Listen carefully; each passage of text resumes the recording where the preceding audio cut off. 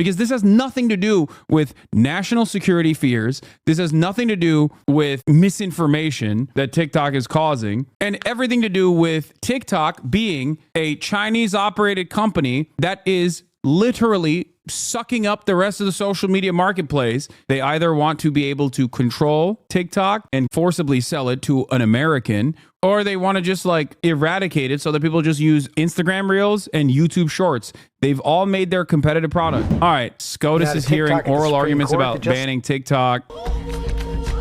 Yeah, this is how they're making the plea. Look at these cool dances. It's one of the most popular social media apps in America with an estimated 100 million users. Home to viral moments and everything from how-to tutorials. You have to make these chopped Italian sandwiches. These to fashion and beauty trends. These over here are the Cyber Monday deals I'm low-key looking at. But in just 9 days. Oh, by the way, they are going to come after Tencent. They're going to come after League of Legends. I'm just letting you know right now. I am letting you know right now. They're going to come after League of Legends. They're going to come after Valorant. They're going to come after the drone producers. What is it called? DJI or whatever? The Chinese drone manufacturers. They're going to come after Chinese router companies like TP-Link. I'm just letting you know. DJI, sorry. Yeah. Yes. Marvel Rivals might be on the chopping block. I am letting you know right now, the way things are going, they're going to try to clamp down on anything and everything that is made in China. This panic is not going away. It is not going to subside. It is going to get much worse. Let's continue. Saying the Chinese government can force TikTok to hand over Americans' data and use the app to spread misinformation. TikTok denies those claims, saying its American operations are separate and arguing the ban. There's nothing funnier. There is nothing funnier than saying TikTok is responsible for the spread of misinformation, which it is. Okay, that's true. But exclusively TikTok is responsible for spreading misinformation. Have you seen Facebook? Have you seen any of the social media platforms out there? Like, if you cared about the dissemination of truth, right? Or if you cared about like hate speech or you know, all of these like divisive statements coming out of social media and like dividing the public, then apply European style restrictions. Then you will never do that, of course, because this has nothing to do with national security fears. This has nothing to do with misinformation that TikTok is causing, and everything to do with TikTok being a Chinese operated company that is literally sucking up the rest of the social media marketplace, and they want to ensure that they're the only game in town. American-owned companies must dominate the land. TikTok doesn't offer the same backdoors that every other social media platform offers to the American intelligence agencies. That's a big problem for them. And also, it's not controlled by an American that is malleable, by a Westerner that is, easier to control. That's the reason. That's why they absolutely hate it. I know they're already coming for Tencent. U.S. adds Chinese tech giants to list of companies allegedly working with China's military. The U.S. Department of Defense has added Chinese tech companies Tencent, a social media and gaming giant, and CATL, the world's largest battery maker, to a list of firms that it alleges works with the Chinese military. And the thing is, they do. They do. Of course they do. You know who else works with the military, with their respective military? Every American company. Every company in the United States of America, from video game developers all the way to whatever goods manufacturing we have that remains here, okay? It's so stupid. If anything, the Chinese collaboration with the government / the Chinese military is much more limited than the overt American collaboration that every single one of our software companies and hardware companies works directly with the American military. Yeah, from Microsoft to Facebook to Amazon, everything. Inclusion of the Pentagon list does not result in immediate sanctions, but it could affect the reputations of the companies named and hinder their commercial progress, particularly if they want to do business in the United States. Shares in Tencent, which owns Chinese super app WeChat, were 6.5% lower in Hong Kong on Tuesday, while CATL Shenzhen listed shares lost more than 3%. They joined dozens of other alleged Chinese military companies on the list that the Defense Department alleges operate directly or indirectly in the U.S., according to a notice posted in the Federal Register on Monday. The Pentagon has said the so-called 1260H list, which is updated annually, is an important continued effort in highlighting and countering China's military-civil fusion strategy, a goal to develop the most technologically advanced military in the world by eliminating barriers between the country's civilian research and commercial sectors and its armed forces. Meanwhile, we got this going on. Mr. Beast, Kelly Clarkson, and Guy Fieri were approved for Pentagon funds last year as military recruitment hits record lows. Look at that. Ridiculous. Mark Zuckerberg openly admitting that Meta works with the intelligence community to identify foreign influence operations. Like, that's the major reason why they're so upset with TikTok too. And obviously, the straw that broke the camel's back was when they got the Israel lobby on board with banning TikTok. If you recall, Donald Trump initially said he wanted to ban TikTok when he was president. There was a lot of motion to ban TikTok. He wanted to do it via executive authority. It didn't work, right? Then they turned to Congress. And the final straw that broke the camel's back was post-October 7 when the ADL got involved. When ADL and other Israel lobby arms got together and wanted to ban TikTok because there was too much pro-Palestinian sentiment going on those platforms, as opposed to like Meta, where if you say anything even remotely pro-Palestinian, you get banned. They were able to finally push Congress to take action, which they did. And then they voted for it. And then it went all the way up to the Supreme Court. And now the Supreme Court is discussing whether or not to ban this website. And virtually all members of the supposedly liberal media are on board with this ban as well. Meanwhile, Donald Trump, given the advantages that he got from TikTok in a last-ditch effort, I think, from TikTok that opened up the content faucet for right-wing sentiment to thrive even more than it does, is now trying to save TikTok. At least that's what he's saying he wants to do. Like Nadia Okamoto, who has over 4 million followers. If TikTok were to go away, we would be facing a really, really challenging situation. Yeah, this is a very real issue because TikTok is virtually the only game in town for a lot of small businesses that have very successful small businesses. It's not even a joke. Like, this is straight up something that I brought up as well. Now, if the ban does go into effect, TikTok isn't just going to disappear from your phone, but new users won't be able to download it and you won't get those software updates. So eventually the app would just stop working. Now, the Supreme Court is expected to make its final decision sometime next week before that January 19th deadline. Guys? I think that it is absolutely ridiculous that they are banning TikTok. Here's Mitt Romney openly admitting why they want to ban TikTok, by the way. I just want to point this out. Here it is. Been so awful. I know that's not your area of expertise, but you have to have some thoughts on that, which is, I mean, as you've said, why has Hamas disappeared in terms of public perception? I don't know how you can see how badly TikTok has broken people's brains, and I think it's bad to ban it. I don't agree with their reasoning, but it would be a net good. No, you want to know why?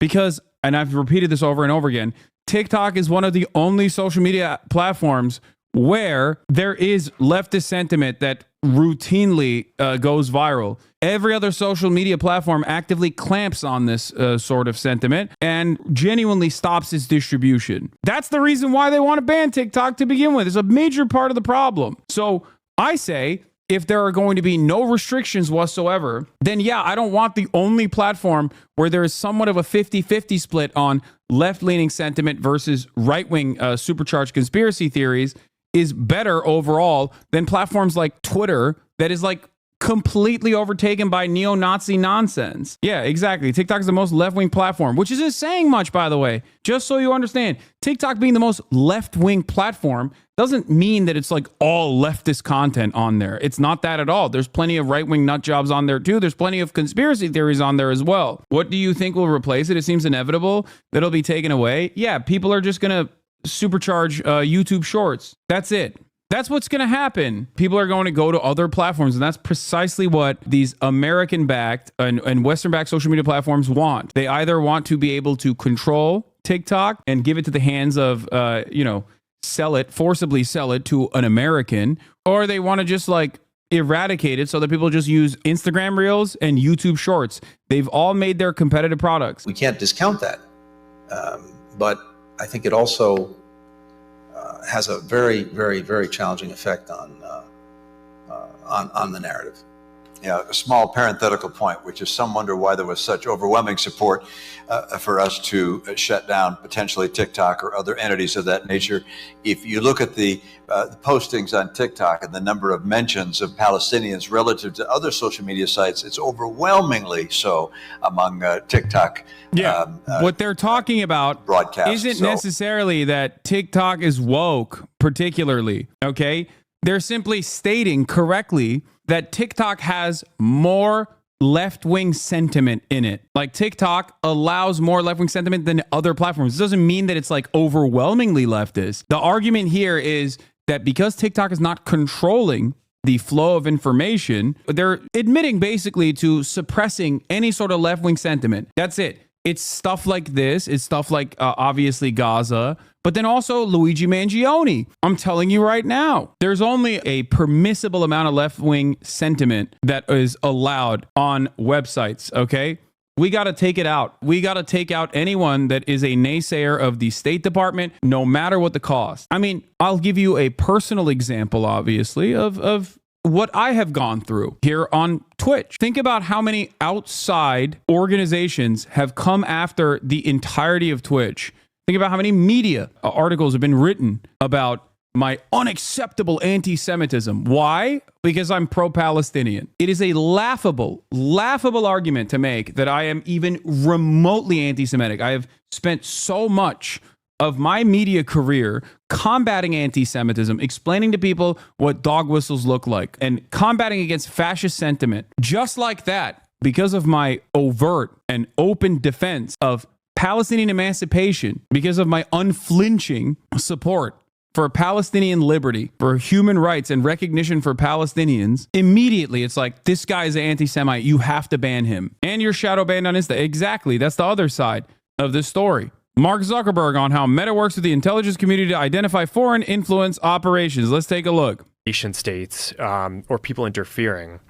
A lot of that stuff is best rooted out at the level of kind of accounts doing phony things. It's effectively like intelligence, counterintelligence folks, counterterrorism folks, AI folks who are building systems to identify what are these accounts that are just not behaving the way that people would, and how are they interacting, and then sometimes you trace it. Where is he shadow banned? Put my name on the Instagram search bar. See if you can find me. Hassan Piker fans. HasanAbi tweets. Hassan Minhaj. Hassan John Kaya. HasanAbi posting. Hassan D Piker 69. Hassan D Piker page. Hassan D Piker memes. Hassan D _ Piker. You have to write my full username for me to come up. And I'm logged in on my own profile. Like, I'm logged in on my own profile and it still won't show up. Yeah, look at this. This is real. I don't follow my business account, but wanted to check your stories and I had a hard time finding you. Yeah. There are ways where you can find if you're shadow banned or whatever, or blacklisted or whatever, but it doesn't really matter. I'm not here to complain and cry all the time about like, oh, my algorithm is bad or whatever. It doesn't matter ultimately, and it's varying results. Okay, I love how we can be shadow banned with no due process, no appeal, no way of even challenging it. Yeah, it doesn't really matter at the end of the day. It still shows, like, at least for the time being, it still shows what I'm putting out there to my audience, to the people that have already followed me. It just makes it much harder for new people to follow. It limits your engagement. Now, having said that, okay, what I'm talking about is a much larger problem. Like, Meta is so censorious on any sort of Palestinian sentiment, regardless of what Mark Zuckerberg is saying about like anti-DEI initiatives and whatever. Human Rights Watch did a report on it. Meta's broken promises, systemic censorship of Palestine content on Instagram and Facebook. Like Human Rights Watch was criticizing. They've operated a major censorship regime on any sort of sentiment that is even remotely pro-Palestinian, so far as like to limit the engagement of accounts that have the Palestinian flag on them, on their descriptions. Like, it's crazy. Down and sometimes you get some tips from different intelligence agencies, and then you can kind of piece together over time. It's like, oh, this network of people is actually some kind of fake cluster of accounts, and that's against our policies, and then we just take them all off.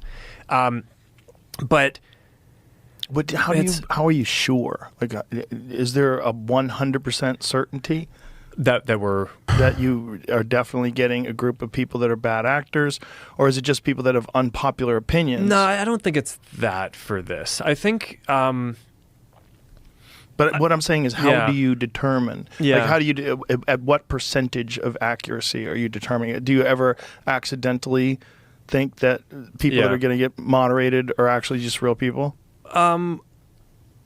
Yes, I think for the specific problem around these like large coordinated groups doing kind of like election. Yeah, Facebook literally tagged people as terrorists in their internal software for being pro-Palestinian. Okay, so understand that, like, I mean, this is like as straightforward as it gets. According to Amnesty and many other human rights organizations, Facebook Facebook played a significant role, which Mark Zuckerberg even apologized for, promoting violence against Rohingya and that Meta owes reparations. Myanmar, Facebook systems promoted violence against Rohingya, the Muslims, in the genocide that took place. Facebook played a role in that genocide, an active role in that genocide through WhatsApp specifically, where misinformation was spread about the Rohingya Muslims. But hey, he does BJJ and he took steroids, TRT, and he got hit with a Dominican ray. So obviously he's cool now. Not really relevant, but I think Zuck got on TRT and I think it completely changed his whole personality and pretty much his approach to life, which happens. It's funny to watch a kind of meek, damp, befuddled alien guy slowly become a what's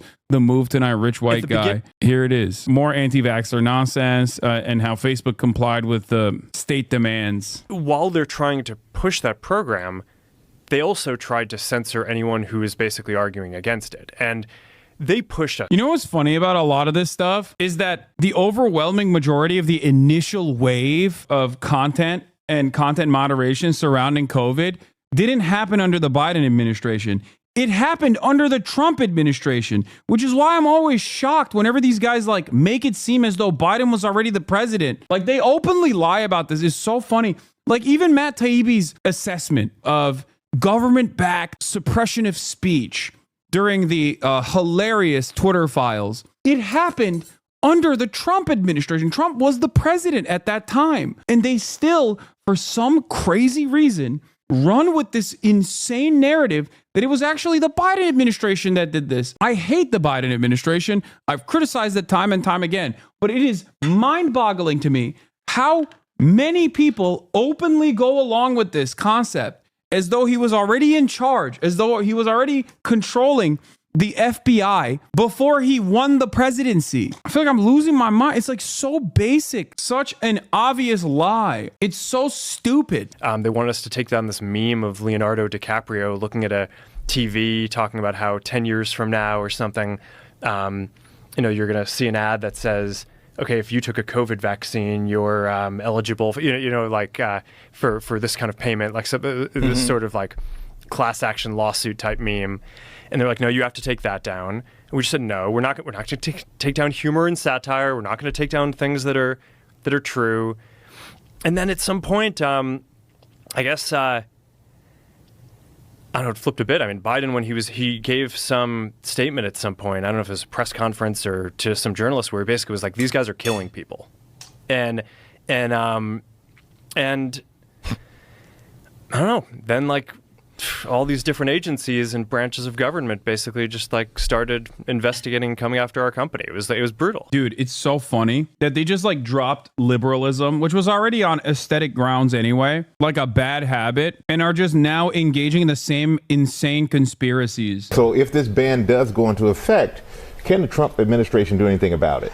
Not much. I mean, they can first try to repeal it, right? They can try to get Congress to repeal it. The problem with that is it's really a popular law. It was a bipartisan law. It would be very hard for the Trump administration to convince Congress to say, oh, you know what? That law we passed, we're going to... It's not a popular law. It's simply popular in Congress. What's popular in Congress is not popular for the American population. President-elect Donald Trump has said, put a pause on it. TikTok has said, put a pause on it.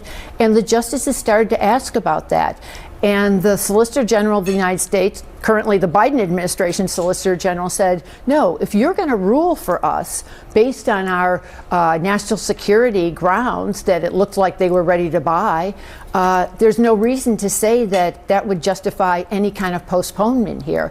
But there seemed to... They don't give a about anything, bro. The Biden admin is so funny. They literally are just like, no, ban it, ban it, ban it, ban it, ban it. You want to know how ridiculous the arguments are about covert manipulation, data collection, and all that? The Democratic Party moved to ban TikTok, and then they set up TikTok accounts for both Joseph Robinette Brandon and Kamala Harris. That's it. That's all you need to know about how ridiculous these arguments are. Yeah, they're anti-China, and they don't like that TikTok is popular. They want to sell off this popular product by force to an American so they can control the dissemination of info on it. If you scratch the surface hard enough, you're always going to find people that are working at these like research institutes institutes that have State Department background. And yes, if you have State Department background, of course you have at a certain point worked for an Israeli Knesset granted, jobs program like at the ADL, or I guess AIPAC doesn't officially get sponsorship from the Israeli government because then it would be a foreign lobbying group. But it's not